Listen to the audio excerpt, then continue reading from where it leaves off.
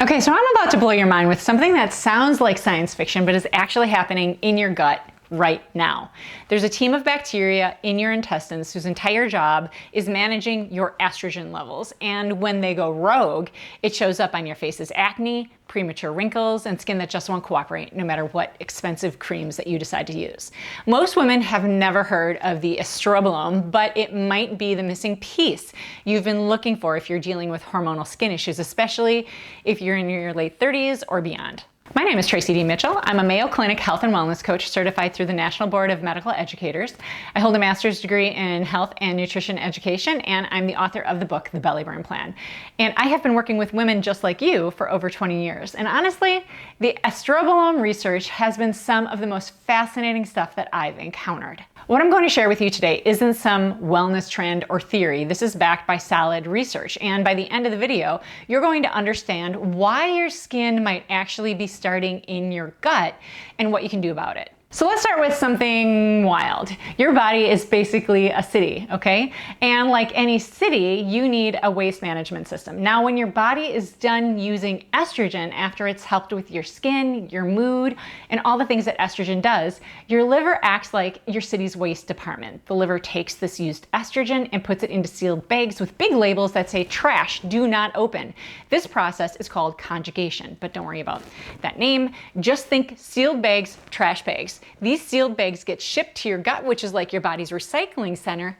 And here's where things get really interesting.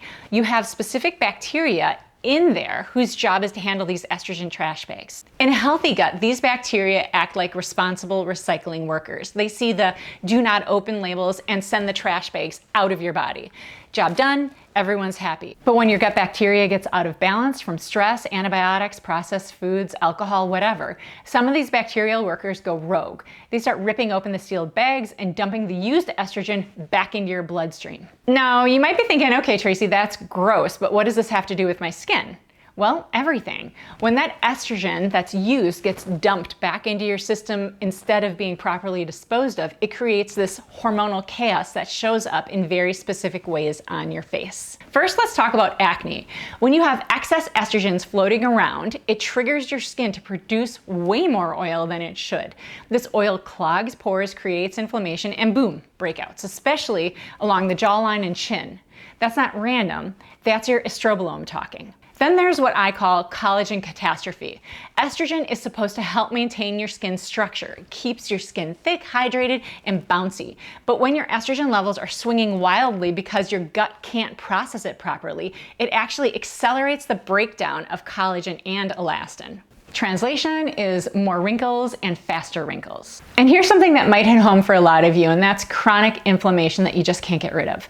When you have these rogue bacteria producing an enzyme called beta-glucuronidase, basically the enzyme that rips open the trash bags, it creates a state of constant inflammation. Your skin becomes sensitive, red, irritated, your moisturizer stops working, nothing feels quite right.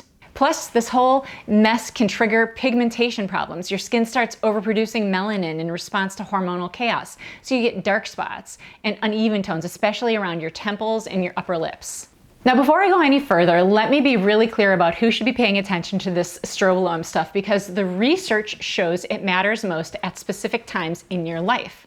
If you're in your reproductive years or perimenopause, so basically late 30s through your early 50s, this is your jam. During perimenopause, research shows that about a third of your cycles can have these major estrogen surges while your progesterone drops. It's like a perfect storm for estrogen dominance, and that's when a misbehaving estrobolome can really wreak havoc. Now, if you're postmenopausal, the situation is actually a little bit different. The research shows that after menopause, your estrobolome becomes a little bit less active. There's less of this trash bag ripping stuff going on.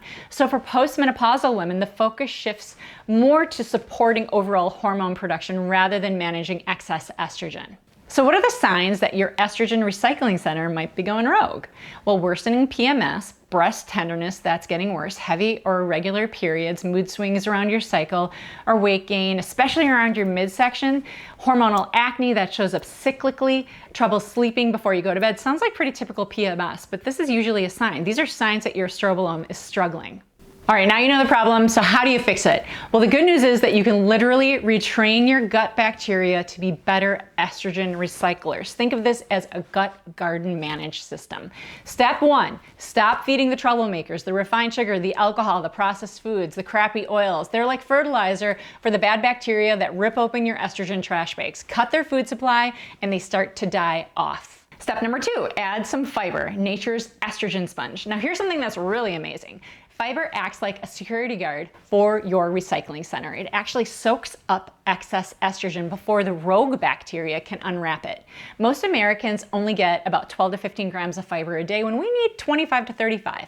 The best estrogen sponges are right in your pantry. They're ground flax seeds and chia seeds. Soak them first to make them extra spongy. Also vegetables, fruits, nuts, seeds.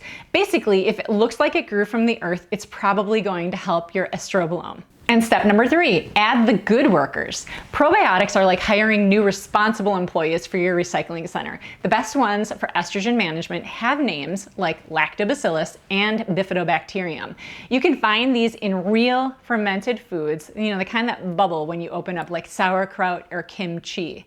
The research shows that these good bacteria can actually crowd out the troublemakers. And step number 4, you've got to feed those good workers. And you can feed them with prebiotics. Prebiotics are like providing lunch for your helpful bacteria. They love garlic, onions, asparagus. They also like slightly green bananas and Jerusalem artichokes. In fact, one study showed that a prebiotic called inulin significantly reduced those trash bag ripping enzymes that I mentioned earlier. And step number 5, consider adding a bouncer at the door. There's a supplement called calcium D-glucarate that acts like a bouncer at your recycling center. It literally blocks the enzyme that rips open the estrogen trash bags. Now, research suggests 500 to 1,000 milligrams daily, and there are no known side effects with this. It's like posting a guard with a, nope, that estrogen stays exactly where it is in those trash bags.